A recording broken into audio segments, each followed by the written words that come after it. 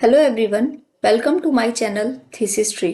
आज के सेशन में हम डिस्कस करेंगे how to select a PhD research topic. PhD topic selection एक इम्पॉर्टेंट एकेडमिक डिसीजन होता है जो आपकी रिसर्च डायरेक्शन, सुपरवाइजर अप्रूवल और फ्यूचर पब्लिकेशंस को डायरेक्टली इन्फ्लुएंस करता है। इस वीडियो में हम इस प्रोसेस को सिंपल और सिस्टमैटिक एकेडमिक वे में समझेंगे। How to select a PhD research topic. PhD start करने से पहले सबसे इम्पॉर्टेंट एकेडमिक डिसीजन होता है टॉपिक सिलेक्शन। ये डिसीजन सिर्फ एडमिशन के लिए नहीं होता, बल्कि आपकी पूरी पीएचडी जर्नी और फ्यूचर में एकेडमिक करियर को डिफाइन करता है। इस प्रेजेंटेशन में हम टॉपिक सिलेक्शन को स्टेप बाय स्टेप समझेंगे। Why topic selection matters. सबसे पहले ये समझना ज़रूरी है कि टॉपिक सिलेक्शन इतना इम्पॉर्टेंट क्यों होता है। फर्स्ट रीज़न है लॉन्ग टर्म कमिटमेंट। पीएचडी एक ऐसा प्रोग्राम है जिसमें आप 3 to 5 ईयर्स तक एक ही टॉपिक के साथ काम करते हो। अगर आपका टॉपिक आपके इंटरेस्ट और कैपेबिलिटी के अकॉर्डिंग नहीं होता तो आपका मोटिवेशन ग्रेजुअली कम हो जाता है। सेकंड रीज़न है करियर फाउंडेशन। आपका पीएचडी टॉपिक ही डिसाइड करता है कि फ्यूचर में आप किस एरिया के एक्सपर्ट के रूप में जाने जाओगे। थर्ड और सबसे इम्पॉर्टेंट रीज़न है रिसर्च कंट्रीब्यूशन। मतलब पीएचडी का मेन पर्पस होता है कि आप अपने फील्ड या अपने सब्जेक्ट में कुछ नया ऐड कर रहे हो। What is a PhD research topic. अब हम ये समझते हैं कि एक्चुअली पीएचडी रिसर्च टॉपिक होता क्या है। पीएचडी टॉपिक सिर्फ एक टाइटल या हेडिंग नहीं होता, ये एक क्लियरली डिफाइंड रिसर्च प्रॉब्लम होता है जिसको आप साइंटिफिक और सिस्टमैटिक मेथड से स्टडी करते हो। एक अच्छा टॉपिक 3 चीज़ों को सेटिस्फाई करता है। स्पेसिफिक होना चाहिए, ओरिजिनल होना चाहिए और फिजिबल होना चाहिए, मतलब प्रैक्टिकली कंप्लीट हो सके। Research area versus research topic. यहाँ पर स्टूडेंट्स सबसे ज़्यादा कंफ्यूज होते हैं।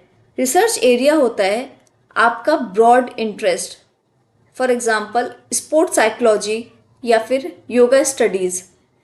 उसके अंदर आता है रिसर्च डोमेन, जैसे एथलीट्स, मेंटल हेल्थ या योगा फॉर थेरेप्यूटिक यूज़। और जब हम किसी स्पेसिफिक प्रॉब्लम को आइडेंटिफाई कर लेते हैं तब बनता है हमारा रिसर्च टॉपिक। मतलब इंटरेस्ट से स्टार्ट होता है, लेकिन टॉपिक तब बनता है जब हमें अपनी प्रॉब्लम क्लियर हो। Conducting a preliminary literature review. PhD topic selection बिना लिटरेचर रिव्यू के पॉसिबल ही नहीं होता। लिटरेचर रिव्यू का मतलब होता है फाइनल टॉपिक डिसाइड करने से पहले रिसर्च पेपर्स पढ़ना। इस स्टेज पर आप ये देखते हो कि ऑलरेडी कौन कौन सी स्टडीज़ हो चुकी हैं, कौन से कॉन्सेप्ट रिपीटेडली यूज़ हो रहे हैं और रिसर्चर्स रिकमेंडेशन क्या है फ्यूचर स्टडी के लिए। ये प्रोसेस आपको रिसर्च गैप आइडेंटिफाई करने में हेल्प करता है। Understanding research gaps. Research gap PhD research का कोर होता है। सिंपल लैंग्वेज में रिसर्च गैप का मतलब होता है जो चीज़ अभी तक प्रॉपरली स्टडी नहीं हुई। रिसर्च गैप इसलिए होता है क्योंकि डेटा अवेलेबल नहीं होता, कभी इसलिए क्योंकि रिजल्ट्स कॉन्ट्राडिक्टरी होते हैं और कभी इसलिए क्योंकि किसी स्पेसिफिक पॉपुलेशन या कंट्री में रिसर्च नहीं हुई होती। पीएचडी टॉपिक तब स्ट्रॉन्ग माना जाता है जब वो एक जेन्युइन रिसर्च गैप एड्रेस करता है। रिसर्च गैप्स डिफरेंट टाइप्स के हो सकते हैं। Knowledge gap.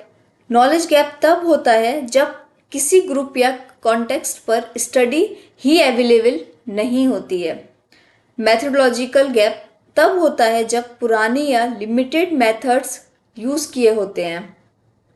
थ्योरेटिकल गैप का मतलब होता है कि कॉन्सेप्ट एक्सप्लेन करने के लिए प्रॉपर फ्रेमवर्क नहीं होता है।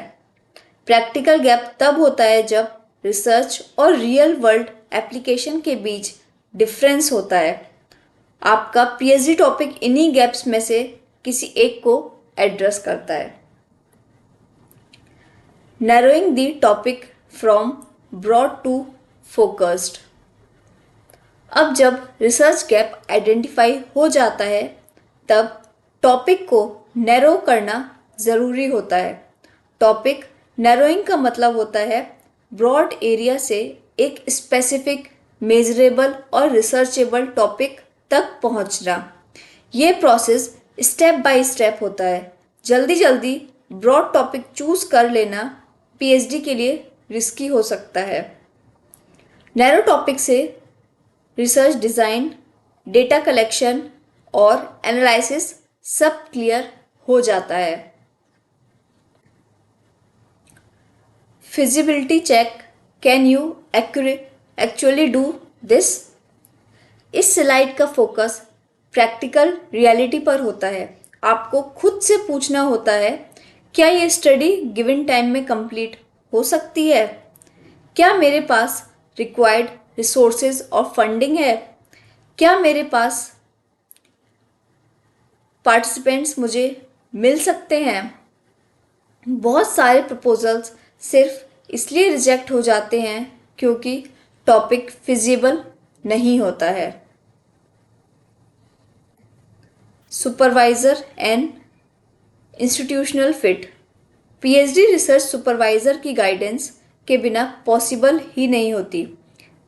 इसलिए आपका टॉपिक सुपरवाइज़र के रिसर्च इंटरेस्ट और एक्सपर्टीज़ के साथ मैच होना चाहिए। साथ ही इंस्टीट्यूशन के पास रिक्वायर्ड फैसिलिटीज़, लैब्स, डेटाबेसेस और रिसर्च कल्चर होना चाहिए। अच्छा सुपरवाइज़र और स्ट्रॉन्ग इंस्टीट्यूशन पीएचडी जर्नी को काफ़ी स्मूथ बना देते हैं। Common mistakes to avoid. कुछ कॉमन मिस्टेक्स होती हैं जो स्टूडेंट्स को अवॉइड करनी चाहिए, जैसे बहुत ब्रॉड टॉपिक चूज़ कर लेना, सिर्फ ट्रेंड के पीछे भागना, लिटरेचर रिव्यू स्किप कर देना या सुपरवाइज़र कंपैटिबिलिटी इग्नोर कर देना। ये मिस्टेक्स पीएचडी डिले और फ्रस्ट्रेशन का मेन रीज़न बनती है। नाउ इस पूरी प्रेजेंटेशन का मेन टेक अवे है कि पीएचडी टॉपिक सिलेक्शन एक बैलेंस्ड एकेडमिक डिसीजन होता है। इसमें interest, literature, research gap, feasibility और गाइडेंस सब इक्वली इम्पॉर्टेंट होते हैं। अगर ये बैलेंस सही है तो पीएचडी जर्नी स्ट्रॉन्ग और प्रोडक्टिव हो जाती है। कंक्लूजन में सिर्फ इतना कहना चाहूँगी, टॉपिक सिलेक्शन में जो टाइम आप आज इन्वेस्ट कर रहे हो वही टाइम आपको फ्यूचर में डिलेज एंड रिवीजन से बचाता है। एक well selected PhD research topic आपकी एकेडमिक आइडेंटिटी को स्ट्रॉन्ग बनाता है। अगर आपको ये सेशन एकेडमिकली यूज़फुल लगा हो, you may subscribe to this channel for more structured research oriented content. आप बेल आइकन एक्टिवेट कर सकते हो फॉर टाइमली अपडेट्स। अगर वीडियो में आपके कॉन्सेप्ट्स क्लियर हुए हैं, you may like the video. अपने क्वेश्चंस या सजेशंस कमेंट सेक्शन में लिख सकते हैं और इस कंटेंट को अपने फ्रेंड्स में भी शेयर कर सकते हैं। Thank you for your time and attention.